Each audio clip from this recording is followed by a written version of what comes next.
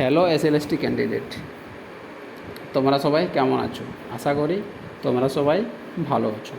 তোমরা যারা second SLST 2025 exam দিয়েছিলে তাদের জন্য কিছু আপডেট উঠে আসছে।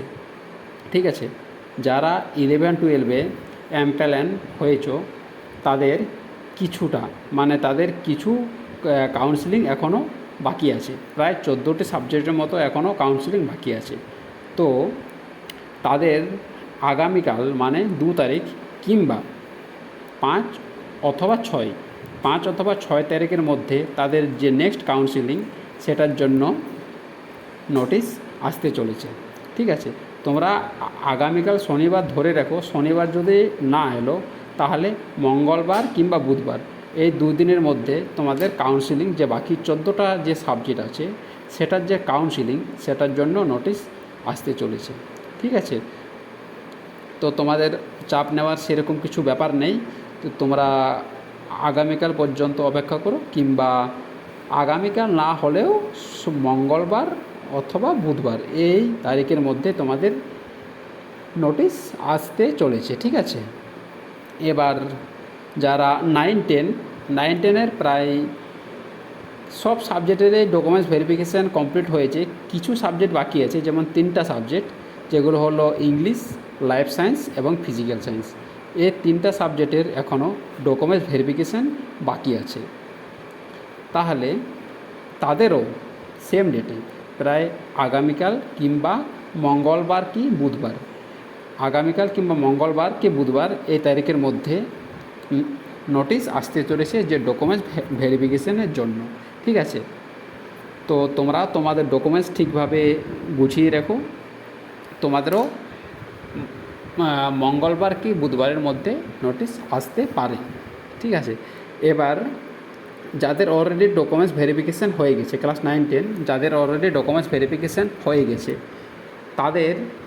তারা খুব চিন্তার মধ্যে আছো যে তোমাদের ইন্টারভিউ কবে নাগাদ শুরু হতে পারে।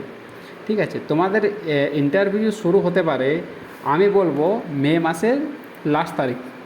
হ্যাঁ, লাস্ট সপ্তাহ থেকে। ঠিক আছে, শেষ সপ্তাহ, মে মাসের শেষ সপ্তাহ 20 তারিখের পর থেকে তোমাদের ইন্টারভিউর একটা সম্ভাবনা দেখতে পাচ্ছি আমরা। ঠিক, তাহলে মে মাসের লাস্ট দিক থেকে তোমাদের ইন্টারভিউ শুরু হতে পারে। এবার কোন কোন সাবজেক্টে প্রথমে হবে সেটা এখন পর্যন্ত ঠিকভাবে বলা যায় না, কিন্তু এটা বলা যেতে পারে যে যাদের প্রথমে ডকুমেন্টস ভেরিফিকেশন হয়েছে তাদেরই প্রথমে ইন্টারভিউ হওয়ার কথা। তাহলে তোমাদের আর ওই চিন্তা করে লাভ নেই। তোমরা নিজেদের পড়াশোনায় পুরোপুরি মন দিয়ে দাও। ঠিক আছে, এদিক ওদিক কথা চিন্তা করে লাভ নেই। কেউ বলছে সরকার পাল্টিলে এই হবে না ওই হবে, ওসব কথায় আমরা যেতে চাই না। ঠিক আছে, তোমাদের যা হবে সেটা নিজেরাই দেখতে পারবে, কিন্তু এখন থেকে তোমরা পড়াশোনায় ভালো করে মন দাও। ঠিক আছে, কেন কি কম্পিটিশন খুব ভালো লেভেলের হবে। তোমরা দেখেছো 9-10-এ 11-12-এ কী রকমের কম্পিটিশন হয়েছিল, তার থেকে ভালো লেভেলের কম্পিটিশন হবে। সো সেটার জন্য তোমরা পড়াশোনায় ভালোভাবে মন দাও, বাইরের কথা পুরোপুরি ছেড়ে দাও, ভুলে যাও কী হচ্ছে না হচ্ছে। তোমরা নিজেদের ক্যারিয়ারের জন্য খুব জোর কদমে ইন্টারভিউর জন্য পড়াশোনা চালিয়ে যাও। ঠিক আছে, বাইরের কথা ভেবে কিচ্ছু লাভ নেই। ঠিক, তাহলে এটাই ছিল তোমাদের জন্য আপডেট।